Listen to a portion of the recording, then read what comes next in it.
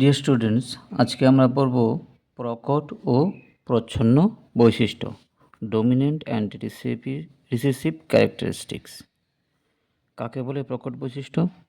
যে বৈশিষ্ট্য বিপরীতধর্মী অন্য কোনো বৈশিষ্ট্যের প্রকাশে বাধা দেয় কিন্তু নিচে প্রকাশ পায় তাকে প্রকট বৈশিষ্ট্য বলে।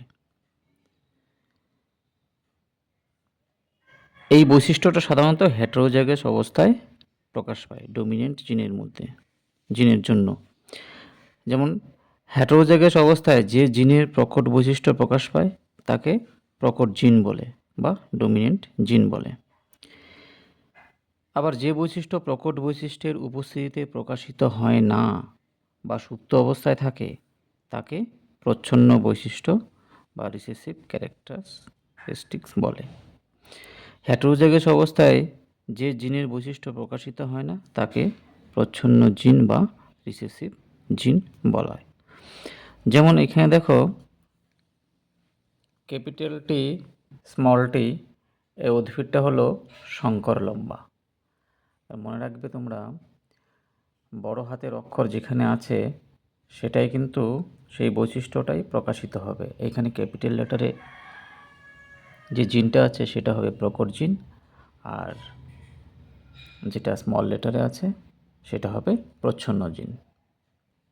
দেখো, প্রকট ও প্রচ্ছন্নের আরেকটা অধিকতর সহজতর সংজ্ঞা তোমাদের বলছি। এখানে দেখো, অন্য একটি বইতে আছে, দুটি বিপরীত বৈশিষ্ট্য জীবের মধ্যে সংকরায়ন ঘটানো হলো।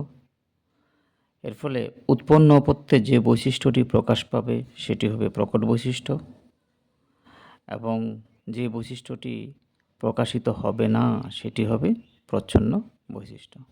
তাহলে বোঝা গেল। এবার চলে আসি ফিনোটাইপ ও জিনোটাইপ। কোনো জীবের চারিত্রিক বৈশিষ্ট্যের বাহ্যিক প্রকাশকে ফিনোটাইপ বলে। মানে বাইরে থেকে যে বিষয়টা দেখা যাচ্ছে, যেমন লম্বা, বেটে, কালো, ফর্সা ইত্যাদি বাহ্যিক বৈশিষ্ট্য যেটা আমরা সবসময় দেখি। আবার অপরপক্ষে জীবের জিনগত সমাহারের জন্য কোনো চরিত্রের প্রকাশকে বলা হয় জিনোটাইপ। সেটা কিন্তু আভ্যন্তরীণ বৈশিষ্ট্য জীবের। যেমন এখানে দেখো, দুটি শঙ্খলম্বা মটর গাছের মধ্যে ক্রস করানো হলো, তারপরে বিশুদ্ধ লম্বা গাছ পাওয়া যাচ্ছে, শঙ্কর লম্বা এবং বিশুদ্ধ খর্বকার। এখানে এই শঙ্কর লম্বা গাছটাও কিন্তু বাস্তবিক পক্ষে বিশুদ্ধ লম্বার মতোই লম্বা হবে উচ্চতার দিক থেকে। তাহলে তুমি দেখে বুঝতে পারবে না যে এই গাছটা আদৌ শঙ্কর লম্বা না বিশুদ্ধ লম্বা। তাহলে এক্ষেত্রে এই লম্বা বৈশিষ্ট্যটা হলো ফিনোটাইপিক বৈশিষ্ট্য। কিন্তু দেখো, এর জিনগত চরিত্র কিন্তু আলাদা। এখানে দুটো ক্যাপিটাল টি, এখানে একটা ক্যাপিটাল টি, একটা স্মল টি। তাহলে এই যে শঙ্কর লম্বা গাছটা, এর জিনোটাইপ হবে শঙ্কর লম্বা। ঠিক আছে।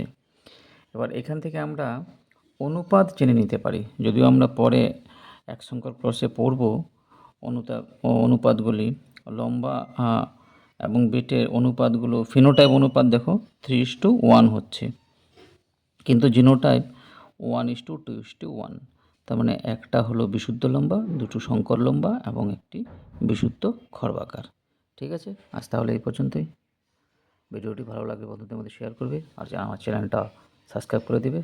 তাহলে নতুন নতুন ভিডিওর নোটিফিকেশান পৌঁছে যাবে তোমাদের কাছে। Tata, bye bye.